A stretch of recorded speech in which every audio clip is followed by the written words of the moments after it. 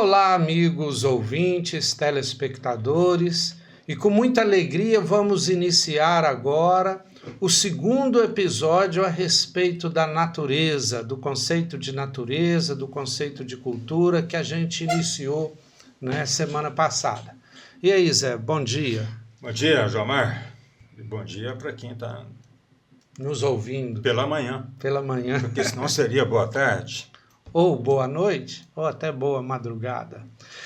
Ô Zé, no último episódio a gente viu ali o conceito de natureza, o conceito de cultura, e lá no primitivismo, né? Você falou do animismo, que é a alma de todas as coisas, do antropoformismo, né? Que é essa ideia de Antropomorfismo. Antropos, homem, morfismo, forma, que é de transferir isso para a natureza. E hoje vamos avançar um pouco, eu quero que você fale isso aí dentro da mitologia, ali na origem, né, dessa civilização ocidental. O que você pode nos falar da natureza nessa época?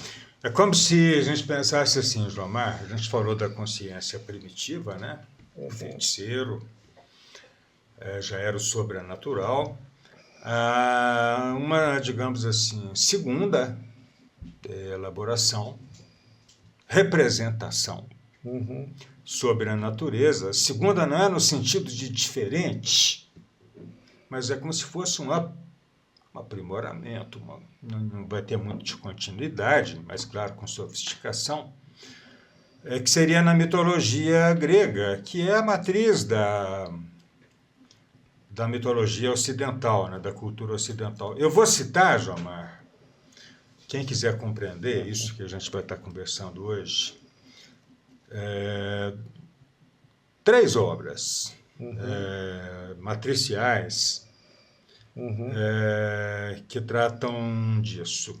A primeira, Ilíada, que é uma obra atribuída a Homero, que conta a história da guerra entre gregos e troianos. Existe muito filme sobre isso, Hollywood explorou bem isso.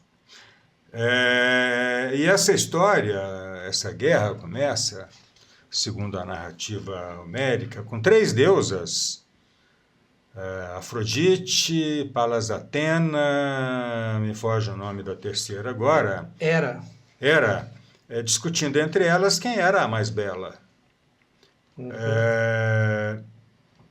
Depois passa pelo sequestro de Helena, porque Paris é que foi convidado para decidir, e Paris falou que deu a maçã, né, para Afrodite. Afrodite tinha prometido para ele a mulher mais bela do mundo, claro que o mundo era o mundo grego, né? E essa mulher era Helena, e Helena era a mulher de Menelau, e Menelau era um dos reis. Então, Helena tinha que ser sequestrada, e Helena vai ser sequestrada com o apoio de Afrodite. E aí, em seguida, quer dizer, isso vai desencadear a guerra, que vai culminar, ou seja, essa história da Ilíada, né, ela começa com as deusas discutindo quem é a mais bela, o sequestro de Helena, a guerra, o cavalo de pau e a vitória dos gregos. Pronto, termina a Ilíada, acabou. A última cena da Ilíada é Ulisses virando para o mar, ou seja, para Poseidon, e dizendo: Poseidon, venci a guerra. Eu, Ulisses, venci a guerra. Ou seja, o homem não precisa dos deuses, ele desafia Poseidon e, portanto, ele desperta a ira de Poseidon. Isso é a história contada na Ilíada. E o segundo livro, Odisseia, ambos ali de 800 anos antes de Cristo, Odisseia um pouco depois, também atribuída a Homero. A Odisseia vai contar a história do pós-guerra. A Odisseia é do mesmo porte da Ilíada, do mesmo período, ou seja, mesmo período que eu estou dizendo assim, o mesmo século VIII antes de Cristo, mas Odisseia é posterior. Ela vai contar a história do retorno dos gregos, mas particularmente do retorno de Ulisses. Só para lembrar, João Mar, que nessa narrativa a guerra dura 10 anos, ou seja, os gregos demoram 10 anos para vencer os troianos, para invadir Troia e destruir Troia e trazer Helena de volta. E Ulisses, como ele desafia os deuses, como ele desafia Poseidon, ele vai gastar outros 10 anos para voltar numa batalha. Ele já tinha passado 10 anos numa batalha contra os troianos, e agora ele vai ter outra batalha, mas não mais contra os troianos, mas contra a natureza, representada pelo mar e pelos ventos, e a fúria dos deuses. Ele tinha desafiado os deuses, então agora ele tinha que voltar para casa e tinha que ser pelo mar. Não tinha avião na época, não tinha rodovias, não tinha trem, ele tinha que voltar pelo mar e, portanto, ele tinha que enfrentar Poseidon, tinha Éolo, tinha outros deuses com os quais ele ia se deparar, mas ele vai gastar 10 anos nessa batalha contra a natureza e os deuses, a fúria dos deuses que haviam sido desafiados por Ulisses. Essa é a história da Odisseia. Da Odisseia de Homero. A Odisseia, João Mar, portanto, ela é uma narrativa, isso aqui é interessante, uma narrativa do primeiro humano. Ela conta a história do primeiro humano que desafiou a natureza e os deuses e venceu. Ulisses é o primeiro humano, na história do Ocidente, é o primeiro humano que desafiou a natureza, que enfrentou a natureza e os deuses e venceu. Como que ele venceu? Segundo a narrativa, não foi com razão, porque a razão ainda não existia. Não foi com ciência, com bússola, porque isso não existia. Ele venceu com astúcia, ou seja, trapaça, esperteza, e muito sacrifício, renúncia e sofrimento. Portanto, a Odisseia, João Mar, ela é uma doutrina, estou usando essa expressão não despercebidamente. A Odisseia é uma doutrina ocidental. A Odisseia não é um livro, digamos, universal, ele é um livro do Ocidente.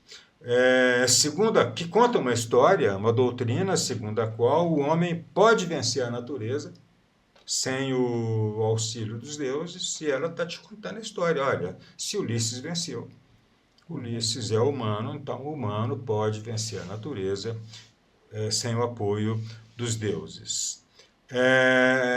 A Odisseia é a história de Ulisses, portanto, um vencedor. A história dos vencedores.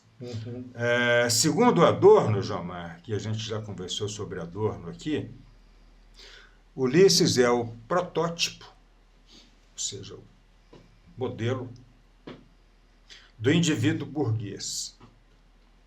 É o protótipo do indivíduo capitalista.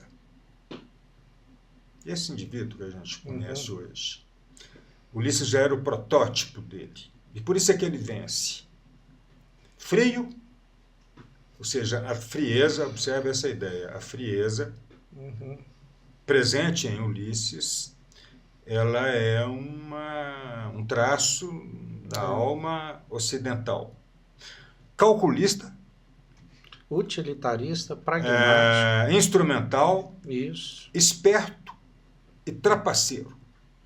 Digamos assim, essa mentalidade que é necessária para você se dar bem na sociedade mercantil, Isso já existia. Ulisses já era um protótipo dessa mentalidade. Tá vendo?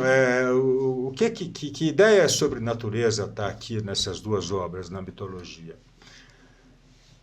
Tá vendo como é que a ideia da natureza é pequena? Ou seja, você pode vencer a natureza trapaceando os deuses. Uhum.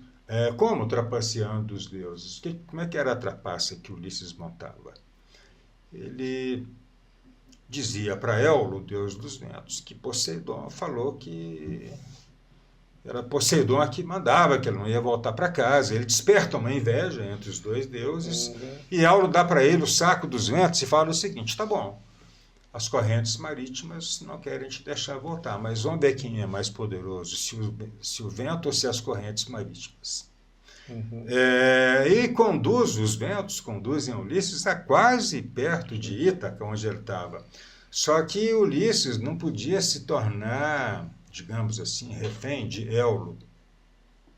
A exigência de Éolo é que ele não abrisse o saco dos ventos. Ele abre para dizer desobedeci, ele pensou que estava voltando. E Éolo descobre, não, volta. Se perde novamente. Está vendo? Ele vai trapaceando os deuses, e essa é a representação que a mitologia tem, ou seja, é possível vencer a natureza, isso é o principal. É possível superar a natureza sem o apoio dos deuses. E já que nós estamos falando nessa época aí, o que seria o physis? O que é esse conceito grego da physis? Joamar, a physis, digamos assim, é uma representação, talvez na história do Ocidente a terceira, do ponto de vista da sucessão primitiva, a cosmológica, ou aliás, a cosmológica não, a mitológica, a cosmológica depois, com os pré-socráticos. A physis é uma coisa que já está de algum modo presente nos pré-socráticos e que vai se consolidar na filosofia.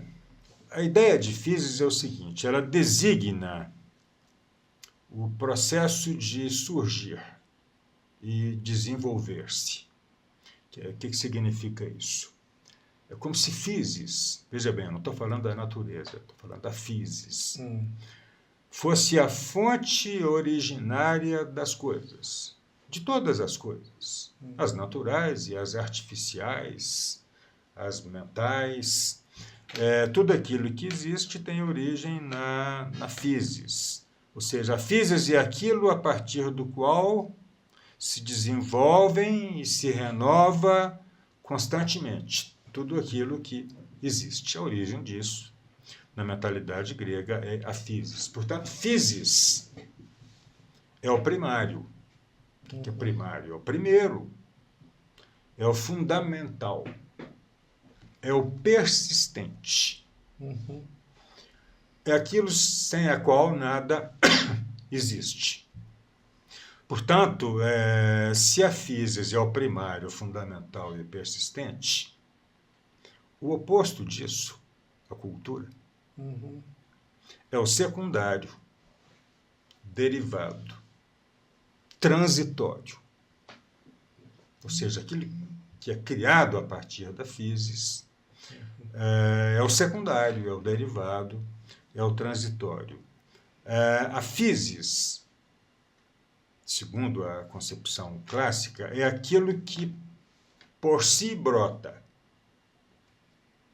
se abre, emerge, é o desabrochar que surge de si próprio e se manifesta nesse desdobramento, nesse desabrochamento. O que significa o seguinte: a physis encontra em si mesma a sua gênese. A physis não foi criada. Não existe criador. E não precisa do homem para isso. O homem está inserido nela, faz parte dela.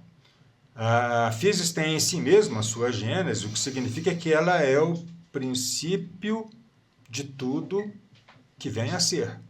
Os deuses pertenciam à physis.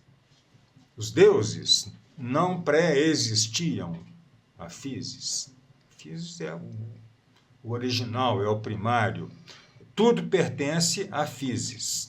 Olha só, Jomar, na Physis, isso já está falado, mas eu vou insistir, estão incluídos não só os fenômenos materiais, naturais, mas também os fenômenos anímicos e psíquicos. Que para eles é da natureza também. Isso, ou seja, os deuses gregos estão próximos da natureza.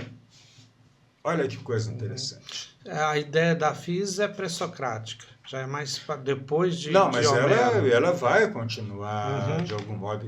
É claro que Sócrates vai introduzir alguma ruptura nisso, mas na mitologia, principalmente, isso é muito interessante, os deuses estão na Physis. Para a gente entender isso, na aproximação, os deuses estão na natureza. Olha que ideia interessante. O mar não é matéria, também é matéria, mas o mar é Poseidon. Se você jogar lixo no mar, ou se você deixar petróleo cair no mar por displicência, você vai criar um problema não é só com a materialidade da água, não, você vai criar um problema com Poseidon. Se você jogar poluente na atmosfera, você não vai estar criando um problema só com o ar, não. Você vai estar criando um problema com Eolo. Tá vendo? Os deuses, eles não estão acima da natureza. Eles estão na natureza. Poseidon é o oceano, Eolo é o vento, o ar, Hades é a terra. E a Physis, ela é a totalidade de tudo. A ela, abre aspas, pertencem o céu e a terra, a pedra e a planta, o animal e o homem, o acontecer humano como obra do homem e dos deuses, e, sobretudo, pertencem à Physis os deuses. Está vendo? Não é a Physis que pertence aos deuses. Os deuses pertencem à Physis. Esse trecho é do... A gente vai mencionar os pré-socráticos rapidamente. Obra completa deles. Está vendo como é que eles escreviam um pouco? Não havia uma tradição de escrever na era pré-socrática. Só existem fragmentos. Só existem fragmentos. Nessa edição que eu tenho, de 124 páginas, você lê as obras completas dos pré-socráticos. Sintetizando, Jomar, essa ideia da Physis, que seria, digamos, a natureza grega. Vamos enfatizar algumas coisas, né? A natureza grega, ela ainda não é materialidade. Ela é metafísica. Na concepção grega, ainda não há uma ideia de natureza externa. Como se, essa é a ideia que existe hoje, né? A natureza é aquilo que existe fora de mim. Eu mesmo não sou natureza. Lá na concepção grega não há essa ideia de natureza como algo externo. E é por isso que vai faltar lá, de algum modo, em grande modo, essa ideia de dominação da natureza. Talvez seja a melhor ideia que a gente tem, o melhor momento da relação do homem com a natureza. Entre os gregos, olha que coisa interessante, um dia a gente pode conversar sobre isso. A educação. Foram os gregos que inventaram a educação.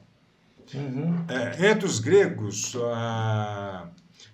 a educação tem sentido de dominar a natureza interna, mas não a natureza externa.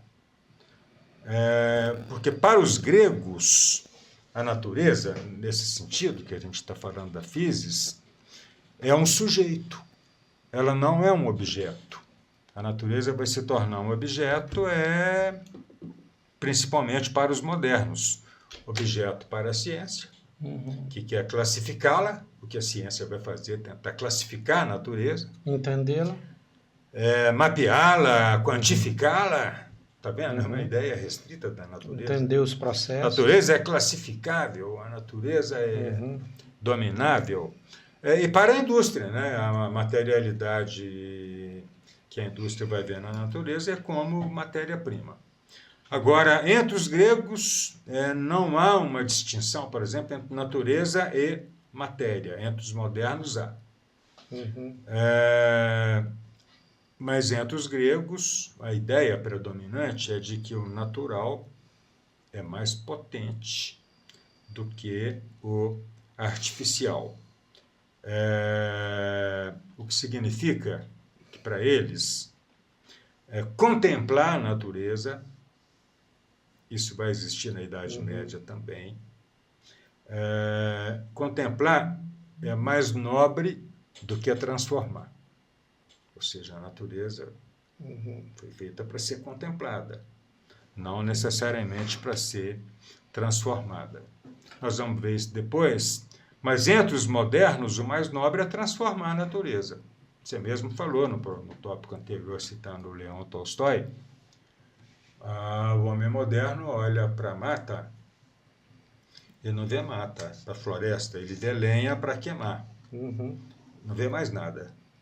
Não vê animais silvestres, não vê fauna, carvão. Entre os modernos, é mais nobre transformar. O trabalho vai ser sacralizado. Deus quer que você trabalhe, para isso ele te deu uma vocação. Ou seja, para os modernos, o valor da natureza está no fora de si, não em si. Não temos, nessa circunstância, o homem no centro, mas o mercado. O homem vira um apêndice do mercado. Mas isso a gente vai falar mais para frente. Mais para frente. Isso. Bom, no programa de hoje a gente viu a ideia da physis dos gregos antigos e viu o protótipo do homem burguês em Ulisses, em grego Odisseu, né? Principalmente na obra de Homero, a Odisseia. E agradecemos a presença de todos, agradecemos o GEEC, que é o Grupo Educação, Ética e Cidadania, que é o nosso principal patrocinador desse projeto, e até semana que vem com mais um estudo da natureza. É isso, Zé? Até semana que vem.